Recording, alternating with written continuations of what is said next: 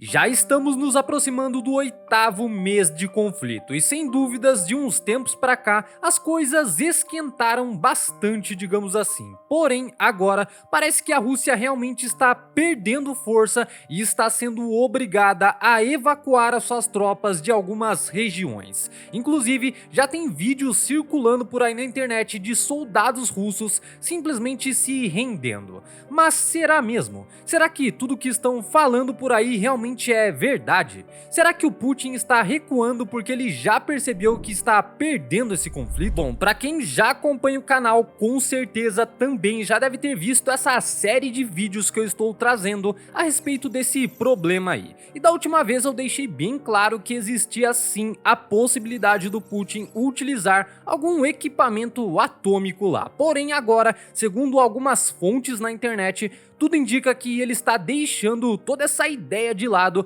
e resolveu optar por um diálogo pacífico com o outro lado. Ou será que não? Antes de eu te explicar melhor tudo isso, eu já queria te falar que a gente precisa analisar toda essa situação de uma forma muito estratégica, para daí sim começar a entender o que eles estão pretendendo com essa movimentação aí. Recentemente, em um discurso, Putin chegou a dizer que iria retirar as tropas russas de algumas regiões e que, por enquanto, iria cessar os ataques. Além disso, ele também chegou a falar que tudo está saindo conforme o previsto e que não há a necessidade de convocar novos reservistas, pelo menos não por enquanto, né? Para quem ainda está curioso em relação à ponte da Crimeia, segundo as fontes oficiais, a reconstrução da ponte vai durar aproximadamente 9 meses. Dentro de todos esses pontos abordados pelo Putin, existe um detalhe. Algumas fontes não oficiais já estão dizendo que ele chegou a pedir para que o Erdogan, atual presidente da Turquia,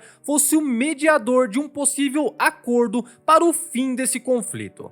Bom, segundo tudo isso que eu te falei até agora, parece que a Rússia realmente está recuando e que eles estão perdendo, né? Porém, a gente precisa ver também o outro lado dessa história. Embora o Putin realmente esteja retirando suas tropas de algumas regiões, ao mesmo tempo ele está investindo em ataques aéreos e de longas distâncias. Ou seja, é como se eles estivessem preservando as suas tropas, fazendo elas recuarem um pouco e, para compensar isso, intensificando ataques remotos. Aliás, para você ter uma ideia, já saiu várias notícias aí que a Rússia está usando um drone, que recebeu o nome de drone kamikaze. Como você já deve imaginar, esse tipo de equipamento vai até o alvo e simplesmente explode, destruindo tudo o que está à sua volta. Essa estratégia é explicada pelo simples fato da Rússia estar enfrentando o começo de uma crise populacional, digamos assim. Não sei nem se esse é o termo mais correto para se utilizar aqui, mas sem dúvidas aquela atitude que eles tiveram de simplesmente convocar grande parte dos reservistas causou uma fuga em massa da Rússia. Muita gente pegou o avião e caiu fora, tanto é que as companhias aéreas tiveram que aumentar o valor das passagens a um nível absurdo, e mesmo assim os aeroportos ainda continuaram lotados. E de certa forma dá pra gente ter uma noção do desespero desse pessoal, né? Imagina só se o Brasil se envolvesse em algum conflito por aí e você fosse convocado para participar desse conflito, mesmo não tendo praticamente quase nenhuma experiência em combate e ainda por cima com um alto risco de passar dessa para melhor. Eu tenho certeza que se você tivesse a possibilidade de fugir para outro país, você iria fazer isso sem pensar duas vezes. E foi exatamente isso que aconteceu com uma grande parte da população russa. Para você ter uma noção, esse problema populacional pode demorar décadas para ser resolvido. Sabendo disso, aparentemente o Putin optou por preservar as tropas que já estão na linha de frente lá.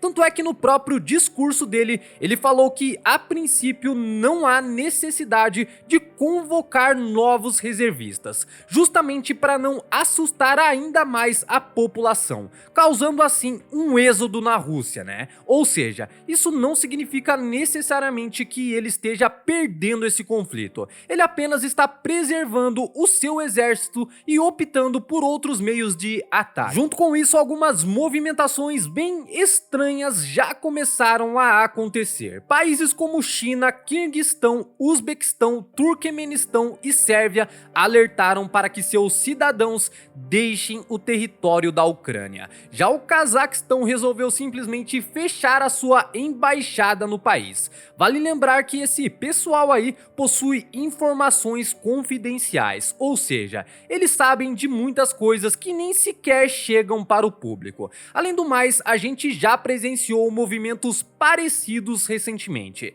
e quase sempre logo em seguida aconteceu algo que prejudicou muito uma determinada região. Para completar, veio a público uma coisa muito interessante relacionada à França. Há uns dias atrás eu fiz um vídeo aqui no canal explicando a atual situação em que o país se encontra, e dentro desse vídeo eu cheguei a mencionar que a França iria destinar cerca de 100 milhões de dólares para a compra de equipamentos militares na Ucrânia. E o interessante é que agora eles falaram que caso a Rússia utilize algum tipo de equipamento atômico, eles não vão responder na mesma proporção. Isso meio que deixou claro para algumas pessoas aí que eles estão afinando, digamos assim. Eu não sei pra você, mas pra mim isso me parece bem estranho. Primeiro, eles vão lá e começam a colocar lenha na fogueira, enviando equipamento, dando apoio monetário, aplicando sanções, e depois eles vêm falar que se caso algum ataque mais catastrófico acontecer, eles não vão ter nada a ver com isso. Aí eu te pergunto, já que eles querem tanto ajudar, não seria mais fácil encontrar alguma forma de negociar a paz entre os dois países, ao invés de ficar mandando cada vez mais e mais equipamentos só para alimentar ainda mais esse conflito? Bom, às vezes eu fico tentando entender o motivo de certas decisões. Acredito eu que eles saibam de muitas coisas que a gente não sabe, né?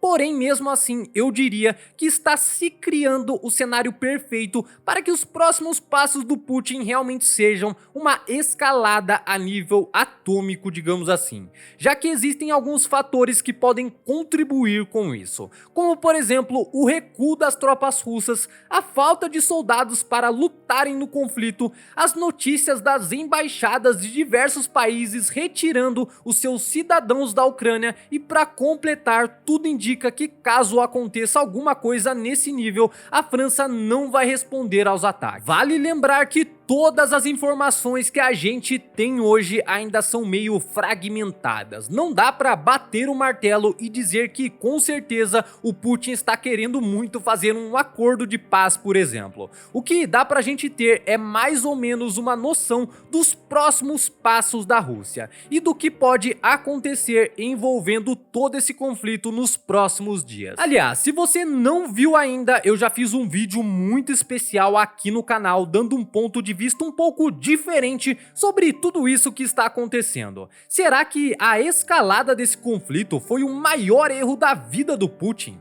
Para conferir isso e muito mais, é só clicar no vídeo que está aparecendo na tela aí para você. Eu vou ficando por aqui, um forte abraço e logo logo a gente se vê novamente.